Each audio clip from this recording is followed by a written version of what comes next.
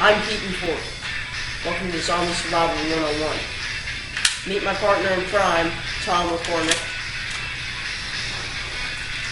We're going to go over the basic gear right now.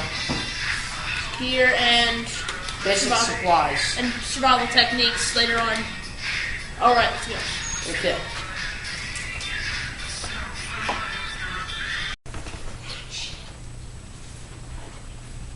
Alright, right now we're going to be going through the basic supplies you'll need. Now, first things first, you're going to need some kind of thing to fight off the zombies, because, you know, they're going to be coming at you, and you don't want to die. So, you got your first line of defense, your gun. It's probably your best bet to use. Long range guns are still better! I have a submachine gun, Which is shitty. but I thought I just would go with it. If you can't get a gun, you should use like a bow and arrow or something. You have the arrow, but sadly we don't have the bow. Something to hit the zombies with, you know. Yes, it's called a piece of a lead pipe. I would hit you with it, Okay, dude, and a pocket knife. Knives are good. which I have right here. Yeah, and so yeah, that's defense, really. Let's go.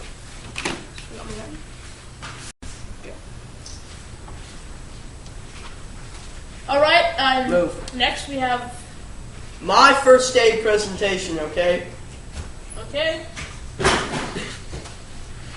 First aid. As I have my first aid merit badge in Boy Scouts, I also hold my gun, scratch it, and I will kill you. You're gonna need to bring a whole ass load of adhesive bandages. Yeah.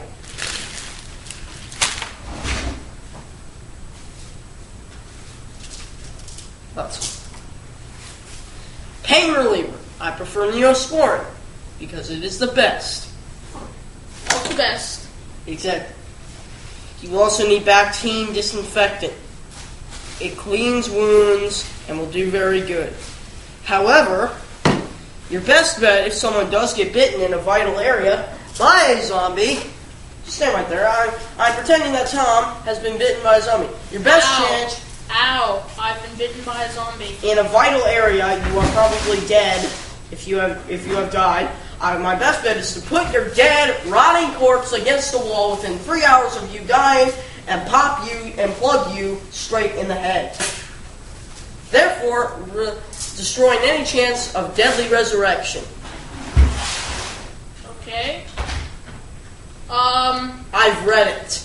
It was in a book. Okay. And that's about it. Nothing to be offensive to Tom or anything. I mean, honestly, he's a great guy. His only problem is his taste in.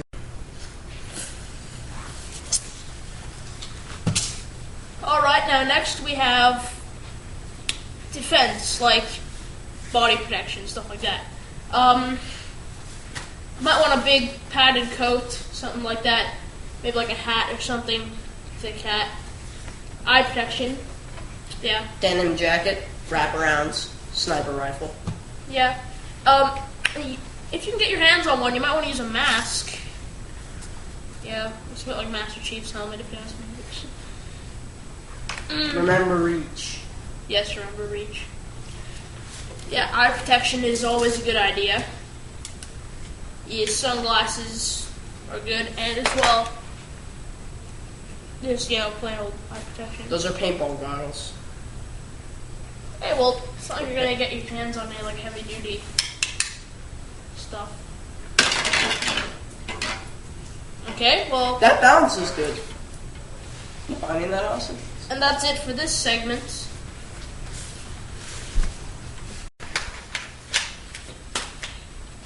Now we'd like to show you one of our favorite parts: provisions. Take it away, Keaton. I threw away your shitty gun. Hey, let me just pick that up. Provisions. My favorite part of the show. And mine too. Okay.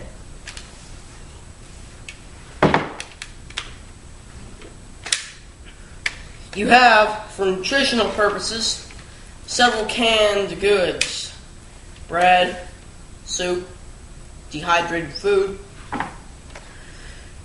You always should have plenty of water, and as a treat, plenty of Coke Zero. 0 calories and 0 flavor. Crap! Okay. You're paying for that. Okay. Yeah. Provisions. You also might want to keep a daily journal, recording logs of events of what happens. So, if any descendants of yours or anybody who might be interested, if they find your corpse on the ground, which for us that's not likely, because we're probably going to live. Right? Yes, and if you watch this video, you're probably going to live. Yes, that too. Daily log, and basically everything else that you would need to keep recording. Also other books, including a survival guide, possibly, and, of course, the store of videos that we're sharing with you. I prefer to use an SAS survival guide. You're British. Michael Collins is my great uncle. Actually, yeah. You also might want to cross to ensure faith in those who follow you. And yourself. Yes, and yourself. This way it keeps morale up with your people. Also, for provisions, if you run out of actual medical supplies, you might want to rely on natural sources, such as a regular plant, flower, fern, blackberries, and such.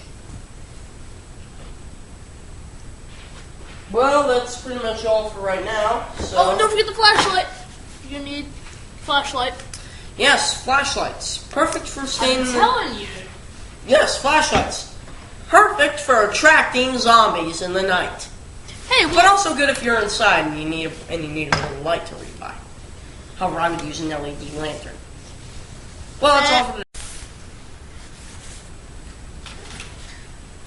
Now, our show has come to an end here, but we have one more thing to share with you, and that is tactics that you might want to use if zombie outbreak happens. Now we have 3 types of defense tactics.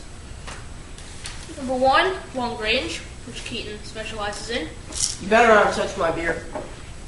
Okay, number 2, medium range, which is what this is good for. And number 3, close quarter combat. CQC. Yes, which is also what this is pretty good for. And knives and such. Yeah. Long range combat, first thing. Yes. That is basically. That chair is squeaky and you know it. Whatever, just go. Go on. Exactly. Thought so. My sniper rifle. In regular combat, what military training would have taught you is that to aim for the chest to cut off vital the vital heart, and also to possibly sever many arteries, lungs, everything else within the torso area. You could possibly. But not in this case. Do you want me to plug you? I will. Do you want me to literally put a cap in your skull? No, I do not. Ah, I thought so, because I was pointing this right at your eye. In zombie tactics, the cranium, head, because even in basic zombie, the most basic form of zombie would use the brain. The brain, even the zombie will use at some point. They have to use that to be able to move and control and have some form of need for hunger. So always aim for the head when you're sniping. Yes, because if you cut off because if you cut off their brain, their nerves, then they'll die easy. Okay. Spinal cord if you're going for close range.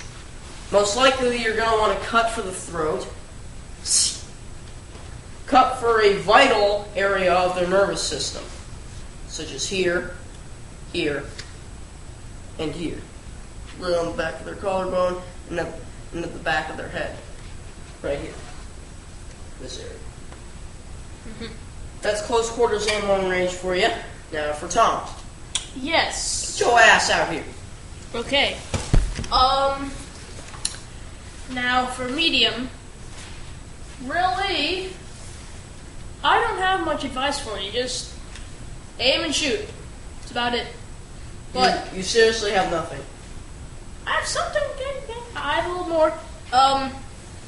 Yeah, with the gun, just aim and shoot.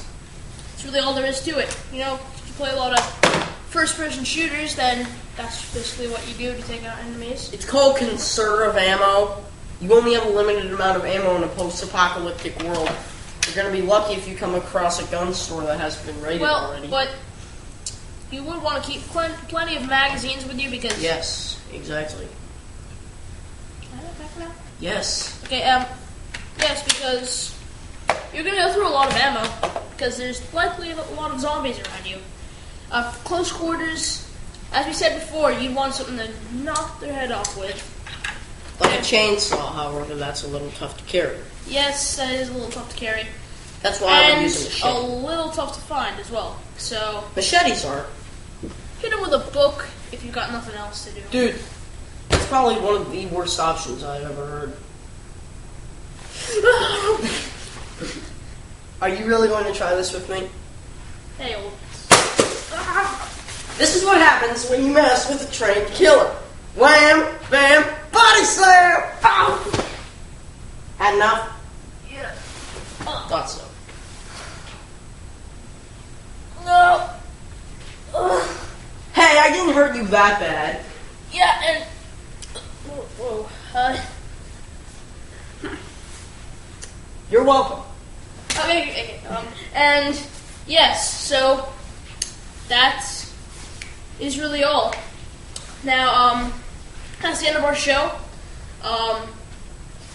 So yeah, that's really all you need to know in Zombie Apocalypse. Tune back later for more advanced tips and everything else.